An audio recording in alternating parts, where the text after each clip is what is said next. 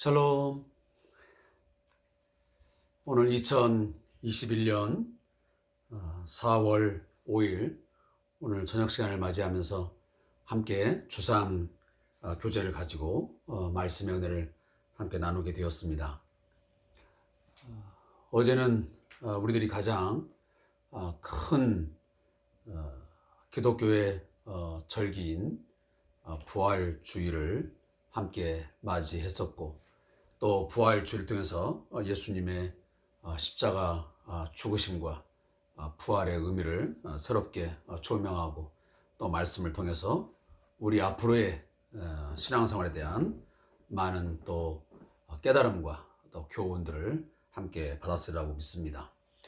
아무쪼록 우리 성도들이 이 부활주의라 하는 것이 한 주간 어떤 이벤트로, 어떤 행사로 끝나지 아니하고 이 부활의 의미를 늘 새롭게 깨닫고,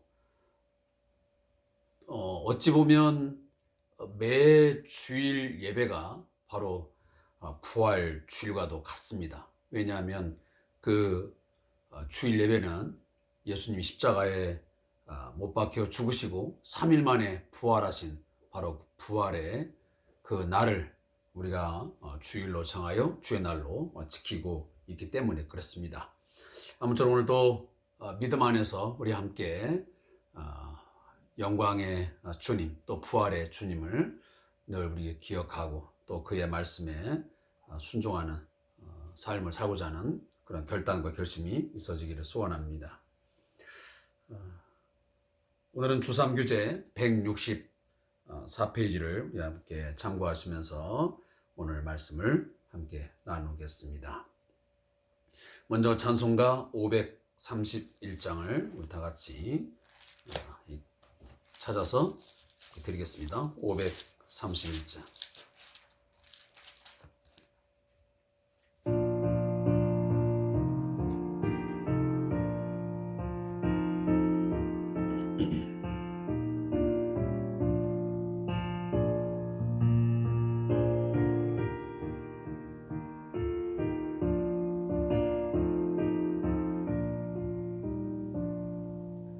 자비한 주께서 부르시네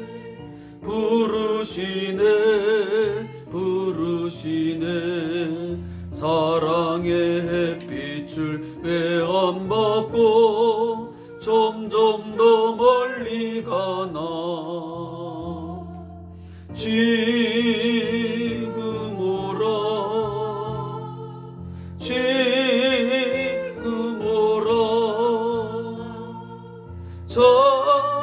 자비한 주께로 지금 곧 나오라. 고달파 지친 자 쉬라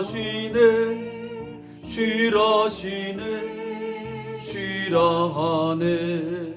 무거운 짐진 자 다 나오라. 쉬게 해주시리라.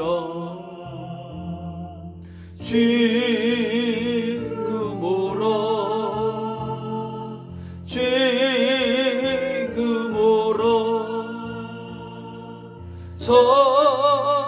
자비한 주께로 지금 곧 나오라.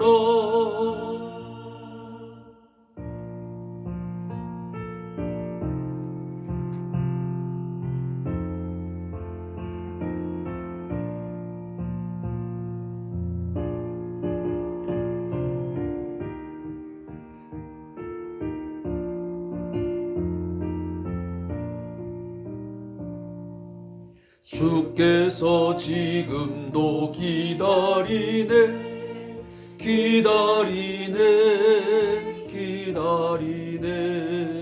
죄짐을 가지고 다 나오라. 어서 주 앞에 오라. 지금 오라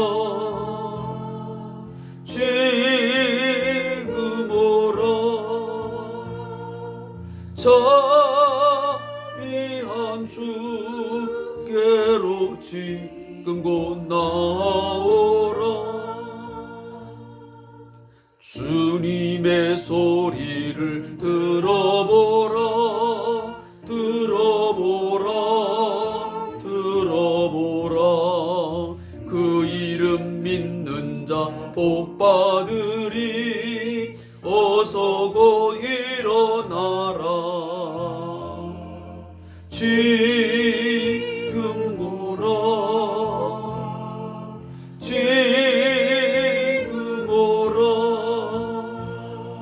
자비한 주께로 지금 곧 나오라.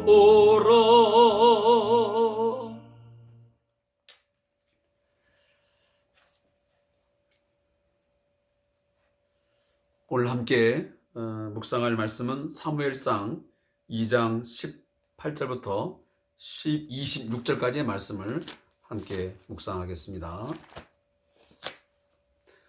사무엘상 2장 18절부터 26절까지의 말씀을 함께 우리 묵상합니다.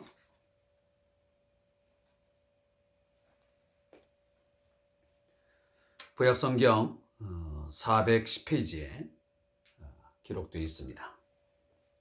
우리 함께 말씀을 합독하겠습니다. 사무엘은 어렸을 때에 세마포 에봇을 입고 여호와 앞에서 섬겼더라.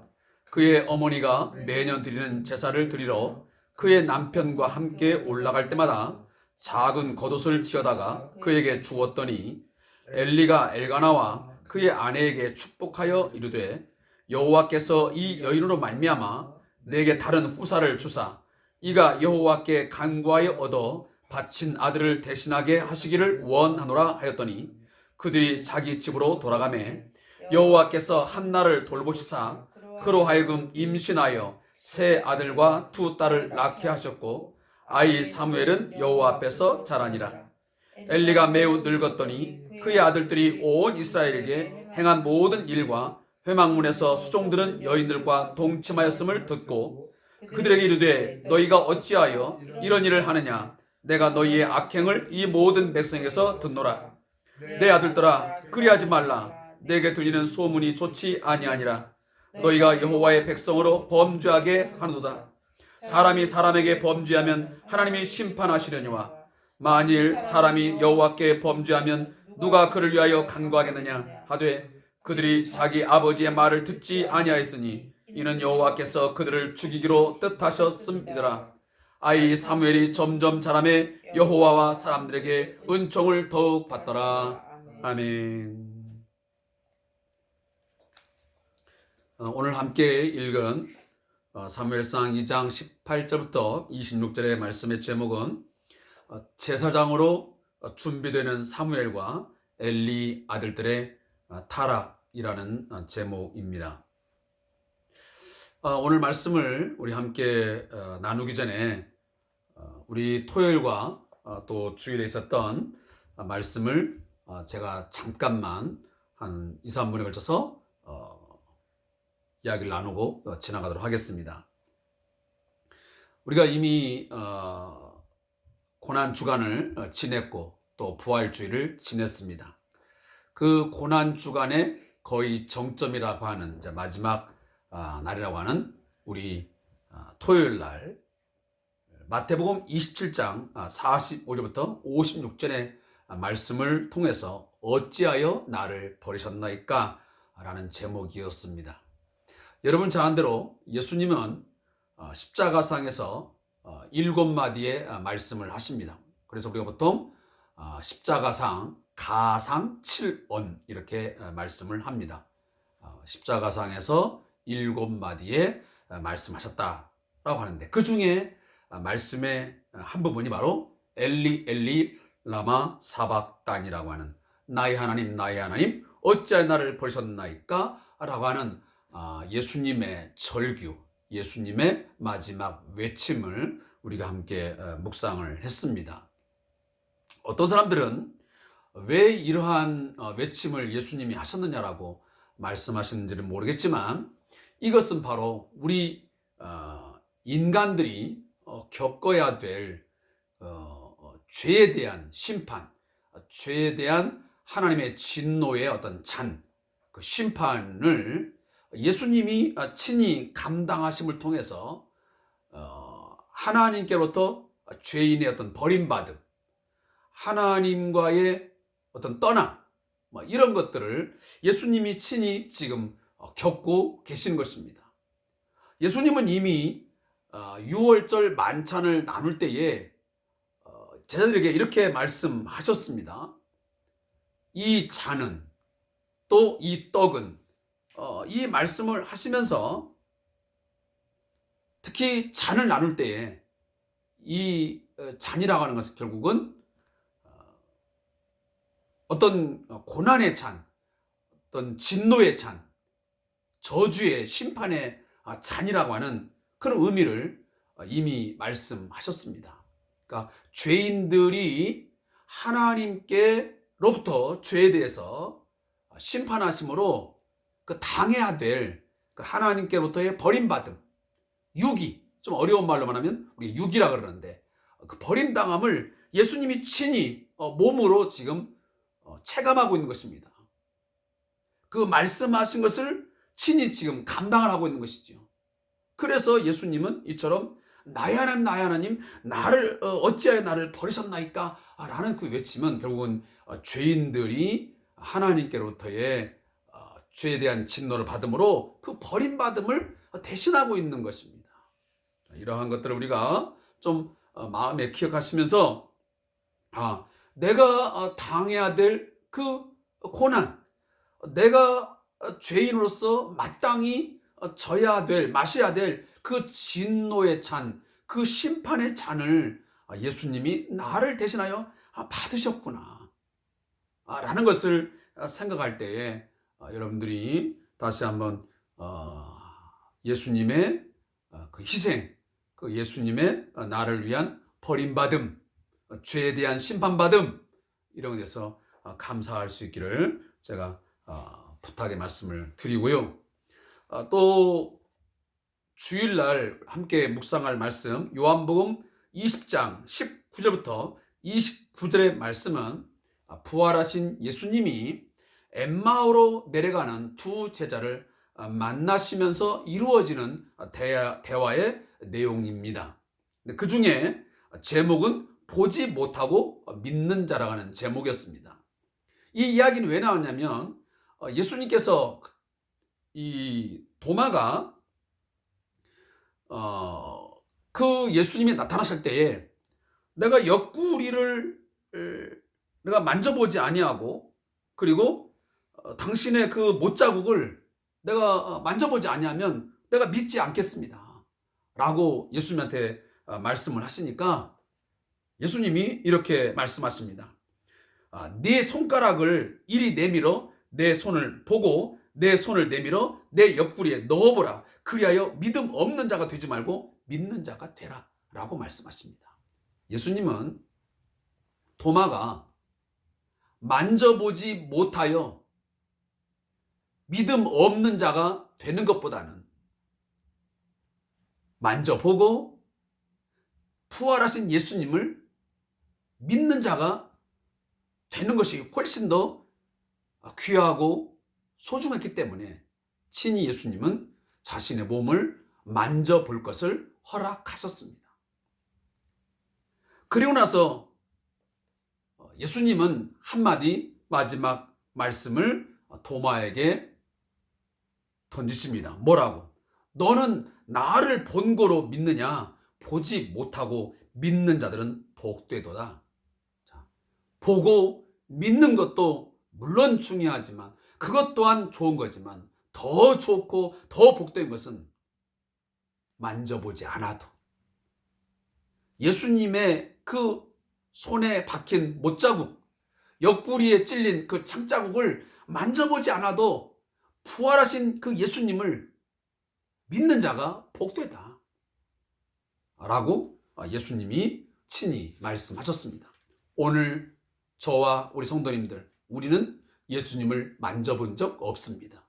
그렇지만 우리는 성경대로 그가 십자가에 죽으시고 3일 만에 성경대로 그가 말씀하신 대로 부활하셨음을 우리는 믿습니다.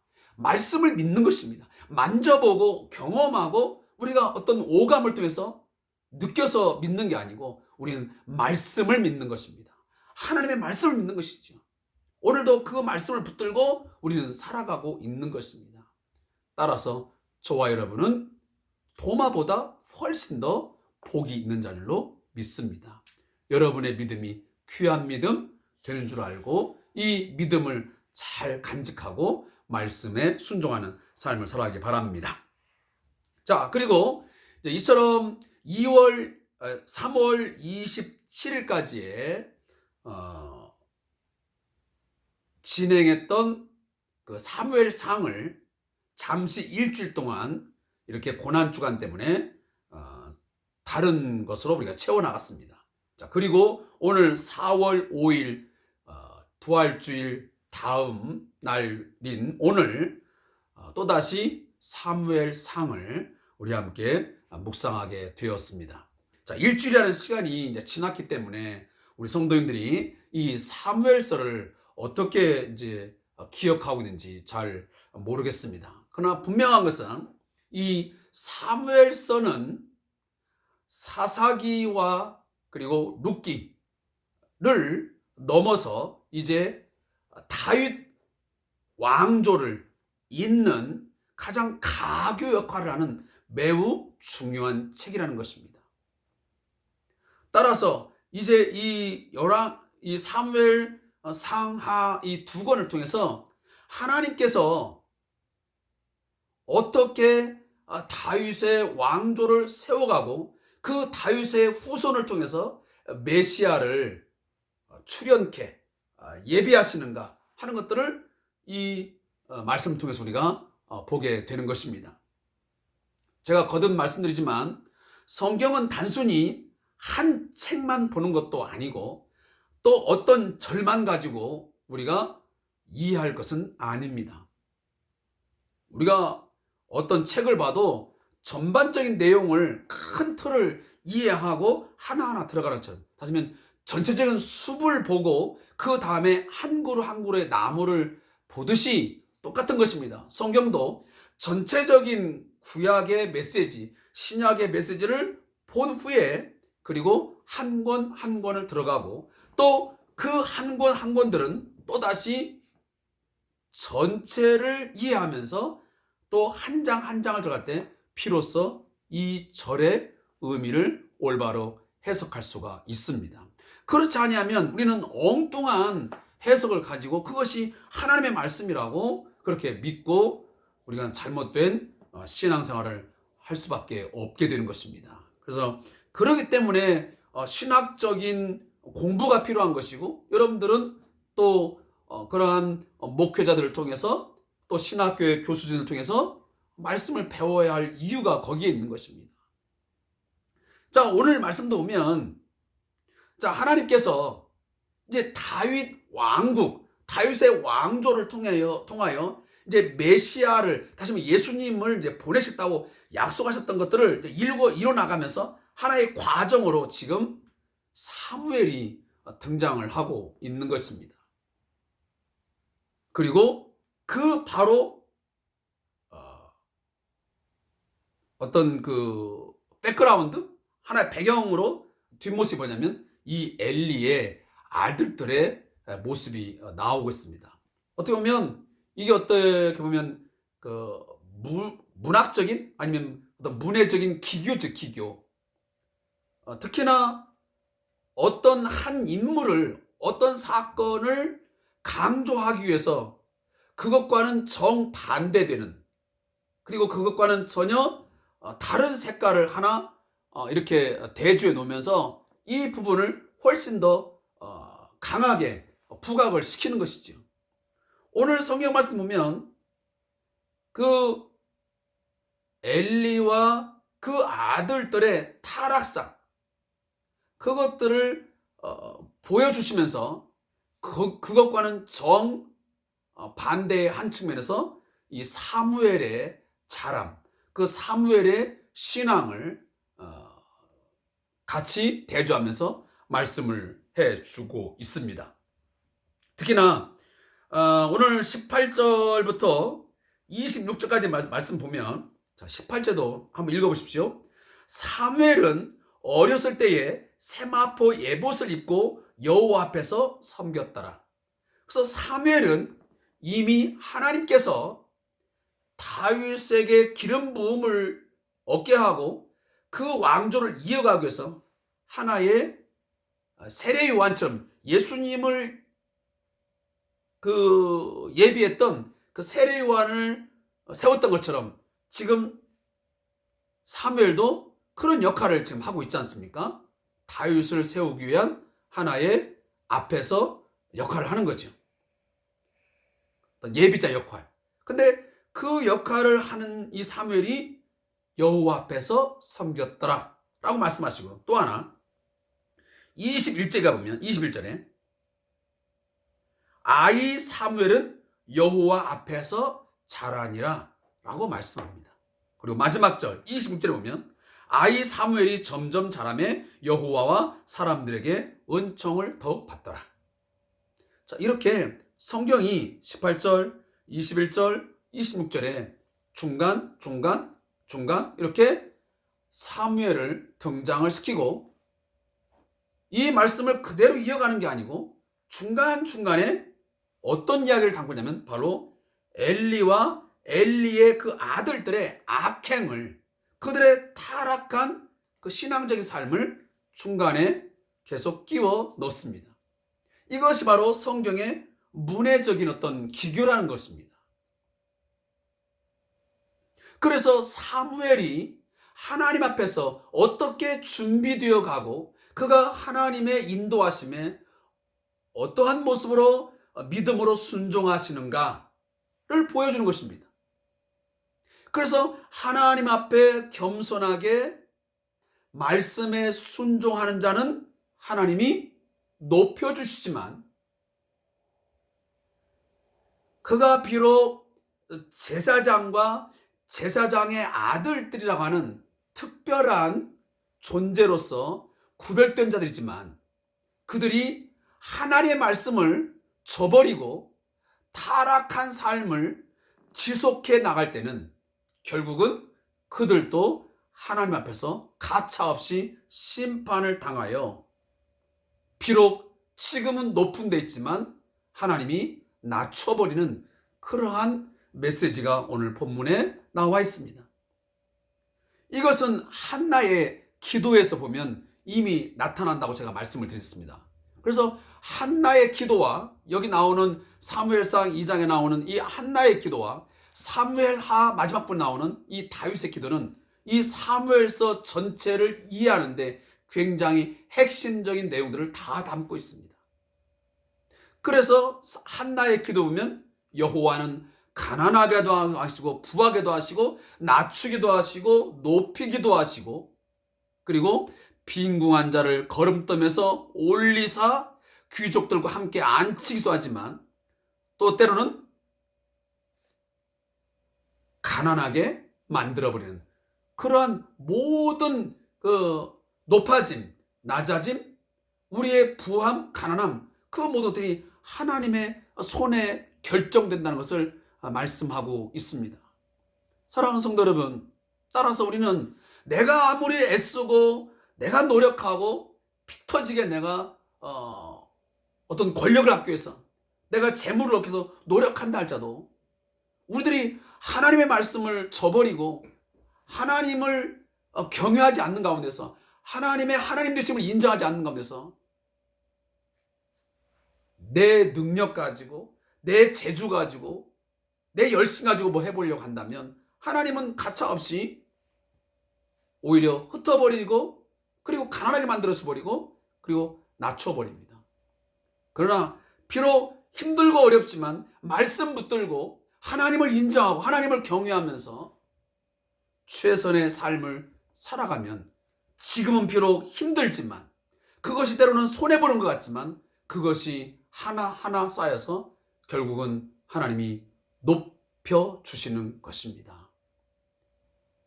따라서 우리의 인간의 생사화복이 우리의 모든 잘됨과 못됨, 그리고 모든 이 낮아짐 높아짐, 그것이 내게 있지 아니하고 하나님께 있음을 믿으시기 바랍니다. 그리고 오늘 성경 말씀을 보다 보면 이 엘리와 그 아들들의 모습을 보면서 우리는 하나를 분명히 깨달아야 됩니다. 뭐냐 하면, 자, 사무엘은 여호와 앞에서 자라갑니다. 하나님을 경외하고 어렸을 때부터 에봇을 입고 이미 이제 엘리를 하나님이 버려버리고, 다시 말하면 제사장 측에서 그를 폐위시켜버리고 이제는 이 사무엘을 통해서 계승할 것을 이미 이 성경에서 어떤 징조를 보여주고 있는 것입니다. 그런데 왜 그러면 이 엘리와 이 아들들이 왜 하나님 앞에 버림을 받았느냐? 결정적인 게 있습니다. 그건 이것입니다. 제사를 멸시했습니다. 백성들이 제물을 갖고 나오면 그 제물 가운데서 이 갈고리를 가지고 거기에 가서 제물에 좋은 것들을 다 살을 끄집어내 가지고 자신들 마음대로 그 고기를 먹고 마시면서 제사를 멸시했습니다. 그래서 하나님 뭐라고 말씀하십니까? 제사를 멸시하는 것은 곧 나를 멸시한 거라고 말씀하지 않습니까? 결국은 하나님을 멸시한 죄입니다. 두 번째, 22절과 23절, 24절 보면 아버지도 그렇고 아들도 그렇고 동시에 악행했어 매우 그 어리석은 모습을 우리에게 보여주고 있습니다. 22절 보세요. 엘리가 매우 늙었더니 그의 아들들이 온 이스라엘에게 행한 모든 일과 회복하면서 수종드는 여인들과 동침한. 자, 성전에서 수종드는 여인들이 있었습니다. 근데 그 여인들을 이 아들들이 동침하는, 다시 말하면 간음을 저지른 것입니다. 이게 성전 안에서 말이나 되는 것입니까? 도무지 상상할 수 없는 엄청난 죄를 이 제사장의 아들들이 저지른 것입니다. 그런데 이 소식이 아버지 제사장 엘리에게 들려왔습니다. 그런데 그 엘리가 어떻게 그 아들들을 하는지 보십시오. 23절에 그들에게 이르되 너희가 어찌하여 이런 일을 하느냐? 내가 너희의 악행을 이 모든 백성에게 듣노라. 내 아들들아 그리하지 말라. 내게 들리는 소문이 좋지 아니하냐. 자, 소문이 좋지 않다. 이런 식으로 합니다. 사실 올바른 제사장이라 한다면 이 이야기가 들려왔을 때는 이보다 훨씬 더 강하게 아들들을 제재했어야 되고, 그리고 거기에 대한 합당한 징벌을 했었겠지요. 제사장의 아들들이 결국은 그들도 제사장이거든요. 왜? 구약에 보면 제사장의 그 주기는 누가 갔습니까? 그 아버지가 제사장이면 그 아들도 자동으로 제사장이 되는 것이거든요.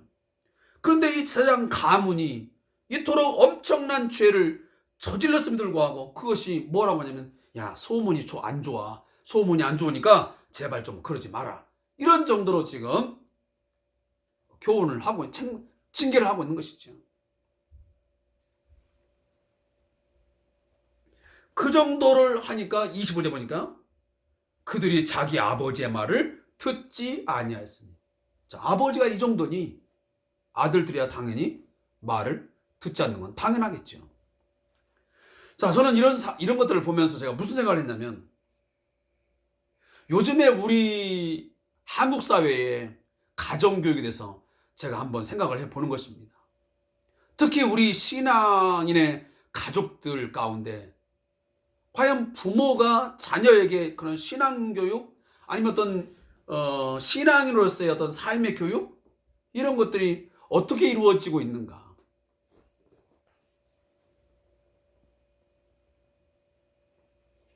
물론 자녀들에게 있어서 어떤 부분들은 이해를 하고 좀 좀 더 우리가 때로는 타협할 때도 있고 그럴 수도 있겠죠. 일정 부분에서는. 그러나 우리가 신앙적인 이런 부분에서 정말 잘못됐을 때는 거기에 대해서 분명하고 이것은 아니라고, 이것은 하나님 앞에 엄청난 큰 죄라고 라고 하는 것을 분명하게 우리가 잘라 말할 수 있어야 되거든요. 근데 그러한 권징이, 권면이 이루어지지 않는다는 데 문제가 있는 거예요. 오늘날 교회가 왜 이토록 타락했느냐, 교회가 왜 교회된 그 본래의 모습을 왜 가지지 못하냐면 오늘 우리 교회 안에 바른 권징이 이루어지지 않고 있어요. 목사가, 장로나 권사님이나 집사님들이 뭐 잘못했을 때는 거기서는 뭔가 죄에 대해서 징계를 하고, 때로는 헌법에 의해서 수찬을 정지하고 어떤 징계를 하게 되면 교회를 나가버립니다. 그리고 다른 교회에 출석을 하게 됩니다. 그리고 그 교회에 가서 또 그 직분을 가지고 교회를 섬긴다고 말합니다. 그러니 교회가 징계를 할 수가 없는 거예요. 한 사람도 나갈까봐, 교인 하나도 잃어버릴까봐.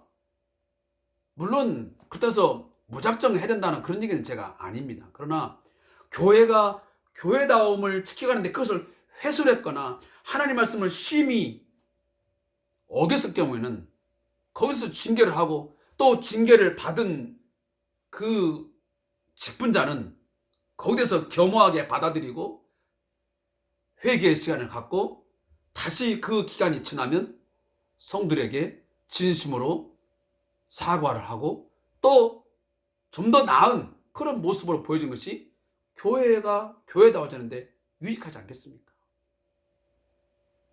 그러면서 오늘날 우리 그리스도인의 가정도 마찬가지예요. 과연 신앙적인 권면이 제대로 자녀들에게 있냐 그 말이에요. 오늘 엘리가 그의 아들들을 권면하는 거 보면 신앙적인 분명히 이 엄청난 악행이, 하나님 앞에서의 악행이 저질러짐에도 불구하고 야, 소문이 안 좋아, 야, 그러지 말어, 이런 정도로 그냥 넘어간다는 것이 얼마나 큰 문제를 야기합니까? 결국은 이 엘리의 아들들의 이처럼 하나님 앞에서의 잘못된 이 악행이, 그의 어떤 그 권징이 훗날 엘리도 처참한 죽임을 당하게 되고, 심지어 이 엘리의 아들들도 좀 나가면 우리가 함께 묵상하겠지만 비참하게 죽임을 당했습니다. 사랑하는 성도 여러분, 사무엘은 여호와 앞에서 섬겼더라, 여호와 앞에서 자라니라, 여호와와 사람들에게 은총을 더욱 받더라. 이런 삶을 여러분 살아가셔야 되겠습니까? 아니면 엘리와 엘리의 아들들처럼 여호와 앞에서 악행을 저지르고 모든 백성으로 범죄하게 하는 그런 일들을 일삼다가 결국은 하나님께로부터 버림받은 인생을 살겠습니까? 오늘 이 질문에 대한 대답은 여러분 스스로가 믿음으로 답하시고 앞으로의 삶을 그렇게 살아갈 수 있기를 바라겠습니다. 제가 오늘 저자의 묵상을 좀 읽어보니까요, 제가 좀 그렇게 선뜻 여러분에게 읽어줄 만큼 그렇게 저는 잘 이해가 되지 않아서 여러분에게 이 말씀을 좀 읽어드리지 않겠습니다. 물론 이분이 잘못했다는 건 아니고요, 제가 보는 각도하고 너무 많은 차이가 보여져서 제가 이 부분을 좀 그냥 제 나름대로 여러분에게 설명하고 지나가는 것이 낫겠다 하는 생각을 갖습니다. 아무쪼록 마지막 제가 말씀을 드리지만, 사랑하는 성도 여러분, 오늘 이 사무엘과 같이 우리가 여호와 앞에서 그리고 하나님 앞에서 섬기고 그리고 자라가는 삶을 살아가는 그런 모습이 있으므로 하나님과 사람들에게 은총을 더욱 받는 그런 삶을 살아가기를 바래요. 그것이 바로 예수님의 삶이었습니다. 예수님도 어릴 적부터 지혜와 그리고 사랑이 충만했고 그리고 사람들과 하나님 앞에 은총을 더욱 받는 그런 아이로서 자라갔음을 성경이 우리에게 누가복음 2장에 보면 나오지 않습니까? 아무쪼록 우리도 그렇게 살아가고 여러분의 자녀들도 정말 여러분이 사랑한다면 그 자녀 사랑한다면 그 자녀가 여호와 앞에서 살아갈 수 있도록 많이 기도하시고 그리고 잘못했을 때는 말씀 앞에 잘못해서는 이것은 인정이 문제가 아니에요. 이건 하나님 앞에서의 문제이기 때문에 반드시 아닌 것은 아니라고 분명히 가르칠 수 있는 저와 여러분이 되시기를 바라겠습니다. 기도하겠습니다. 하나님 아버지 은혜를 감사합니다. 오늘도 주의 말씀을 통해서 우리가 어떠한 삶을 살아가야 되는지를 또 하나님은 어떤 분이신지를 깨닫게 하신 것을 감사합니다. 하나님께서는 겸손한 자, 또 여호와만을 섬기며 여호와와 또 사람들에게 거룩한 삶을 살아가는 자는 높여주시지만 그러나 교만한 자, 여호와 앞에서 악행을 행하며 끝까지 죄를 버리지 못하며 스스로 교만하게 살아가는 자는 하나님은 그를 끌어내리셔서